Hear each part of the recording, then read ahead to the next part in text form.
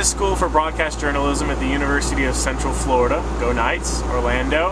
Out of college, I sent my tape and my YouTube link to a lot of news directors in smaller markets, but I figured why not send them to some of the news directors that in the area I grew up. So that led me to the Mobile, Fort Walton Beach, Pensacola market, and I landed at Fox 10. I was lucky to get a job and start in Market 60. Very, very blessed.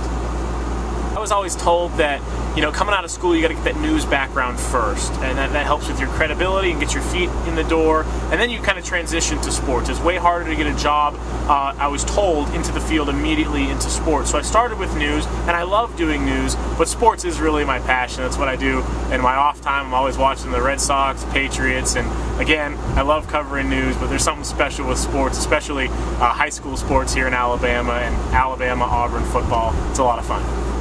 I would say do what I did. No situation's too big. Send your tapes everywhere. I was lucky enough to land in Market 60. Send everything you have everywhere. Even if you're sending it to a place you don't feel like you could land, maybe that news director would be willing to give you pointers. Maybe that sports director, or whether you're news or sports, someone would be willing to say, hey, I like this, I didn't like that. No job is too big, because hey, you never know when they're going to stash that tape away and say, not right now. Get some work under your belt. Come back to us, and maybe we'll have a position for you. So I would say there isn't a number of places you can send your tapes or your resumes to news directors, and it doesn't have to be exactly what you wanted to do. I came out of college knowing I wanted to do sports broadcasting, took a job in news, and transitioned to sports. And maybe that's what you have to do for your first job. It's all about getting the job and then figuring out where you want to go within the business. But don't psych yourself out of it coming out of college or in your program, master's program, wherever you are. Send out stuff everywhere and see what sticks. Well, I wouldn't say anything unless I knew exactly what was happening.